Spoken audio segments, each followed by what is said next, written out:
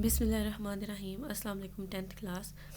आज हम लोगों ने केमिस्ट्री का चैप्टर नंबर 10 स्टार्ट करना है, एसिड बेसिस एंड सॉल्ट्स। जितने भी ऑर्गेनिक और इनऑर्गेनिक कंपाउंड्स हैं, साइंटिस्ट ने उन लोगों को उन सबको 3 कैटेगरीज में डिवाइड किया हुआ है। या तो कोई चीज़ एसिड होगी, या कोई चीज़ बेस होगी, या फिर वो सॉल्ट होगी। ठीक है, आज हमने जो 2 मेन टॉपिक्स पढ़ने हैं वो है concept of acid and base, और दूसरा है Arrhenius concept of acid and base. तो सबसे पहले बुक का पेज नंबर 20 ओपन कर ले, जहाँ पे इंट्रोडक्शन गिवन है।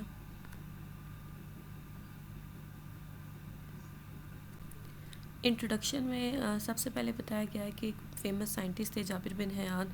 उन्होंने 3 तरह के एसिड्स को डिस्कवर किया था, नाइट्रिक एसिड को, सल्फ्यूरिक एसिड को और हाइड्रोक्लोरिक एसिड को।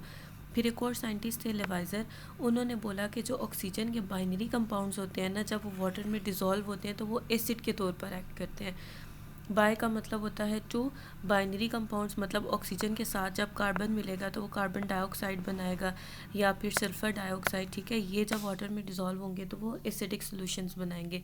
फिर एक और साइंटिस्ट थे सर हम्फ्री डेवी। उन्होंने ये डिस्कवर किया कि कुछ एसिड्स ऐसे भी होते हैं जो ऑक्सीजन के बगैर होते हैं, जैसे HCl। ठीक है, तो he prove the presence of hydrogen as the main constituent of all the acids. उन्होंने ये बोला कि हाइड्रोजन एक ज़रूरी जुज़ होता है तमाम एसिड्स का। ठीक है, उसके बाद एक और चीज़ ये डिस्कवर की गई, जो मेटालिक ऑक्साइड्स होते हैं, जैसे कैल्शियम ऑक्साइड हो गया, सोडियम ऑक्साइड हो गया। ये जो होते हैं जब वाटर में डिज़ोल्व होते हैं तो ये बेस के तौर पर एक्ट करते हैं। ठीक है, they turn red litmus blue. उसके बाद है कि जो एसिड वर्ड है वो लैटिन वर्ड एसिडस से निकला था। एसिडस मतलब सोर या खट्टा, क्योंकि तमाम एसिड वाली चीज़ें खट्टी होती हैं। सबसे पहला जो एसिड डिस्कवर किया गया था वो था एसिटिक एसिड, जिसका साइंटिफिक जो कि सिरके का साइंटिफिक नेम है। उसके बाद ये कि हमारी बॉडीज़ में भी एसिड पाया जाता है।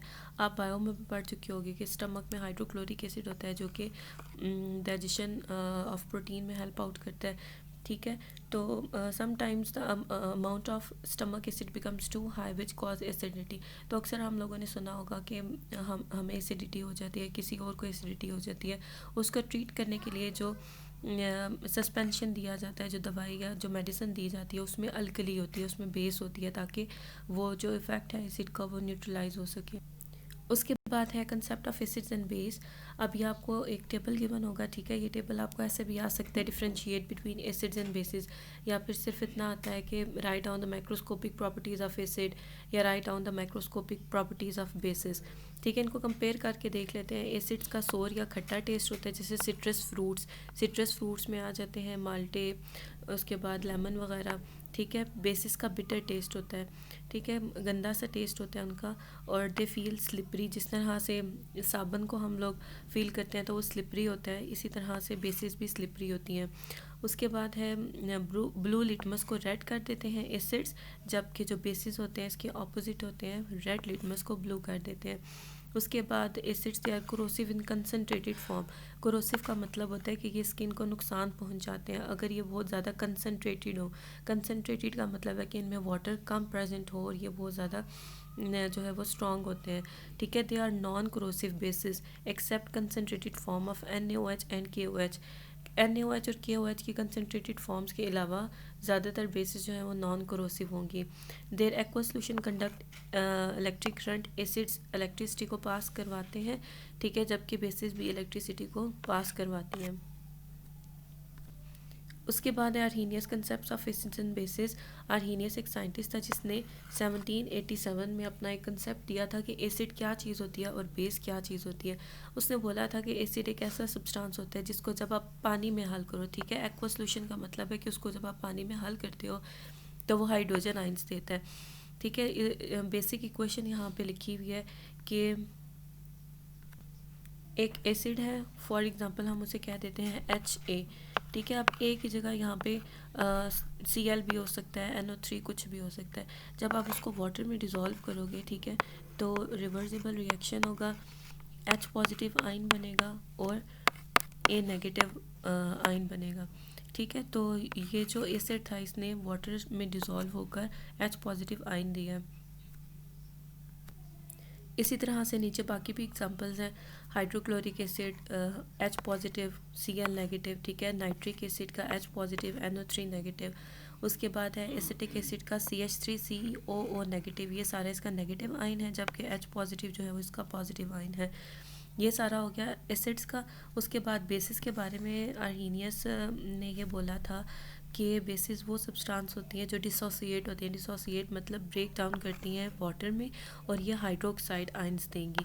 ठीक है, अब इसकी जो जनरल इक्वेशन होगी वो ये है कि कोई भी बेस है BOH, अब बी की जगह यहाँ पे सोडियम आ सकता है, कैल्शियम आ सकता है। ठीक है, बेस वाटर में डिज़ोल्व होके या डिसोसिएट होके बी पॉजिटिव आयन बनाएगी और OH नेगेटिव आयन बनाएगी। ठीक है, जैसे बेस में NaOH, potassium hydroxide, ammonium hydroxide, calcium hydroxide कुछ भी आ सकता है। सोडियम हाइड्रोक्साइड वाटर में डिज़ोल्व होके पॉजिटिव आयन सोडियम और नेगेटिव आयन हाइड्रोक्साइड बनाएगी। ठीक है, इसी तरह से टेबल में कुछ एसिड्स और बेसिस के नाम लिखे हुए हैं और उनके फार्मूलाज लिखे हुए हैं। आपको शॉर्ट में आ सकता है कि write down the name and formulas of any 4 acids, right down the name and formulas of any 4 basis, sodium hydroxide, potassium hydroxide, calcium hydroxide, aluminium. ठीक है, हाइड्रोक्साइड, ये यहाँ पे 3 एसिड्स आप लोग देख चुके हो। H3PO4 को बोलते हैं फास्फोरिक एसिड। उसके बाद है लिमिटेशंस इस कंसेप्ट की कि ये कंसेप्ट सही क्यों नहीं था या इस कंसेप्ट को मज़ीद बेहतर करने की ज़रूरत क्यों थी। पहला तो इसका पॉइंट ये है कि ये जो कंसेप्ट है सिर्फ एक्वा सोल्यूशन के लिए अप्लाई होता है। ठीक है, इसमें वाटर का होना ज़रूरी है। और जो दूसरा है पॉइंट, उसमें ये बताया गया है कि कुछ ऐसे भी एसिड्स होते हैं जिनके पास H पॉजिटिव और OH नेगेटिव आयन नहीं होता। जैसे आपने इंट्रोडक्शन में देखा था कि CO2 binary compounds of oxygen, SO2, अब ये दोनों एसिड्स के तौर पर एक्ट करते हैं लेकिन इनके पास हाइड्रोजन आयन नहीं है। इसी तरह से बहुत सारी बेसिस भी ऐसी होती है जिनके पास OH नेगेटिव आयन नहीं होता, जैसे NH3 एक बेस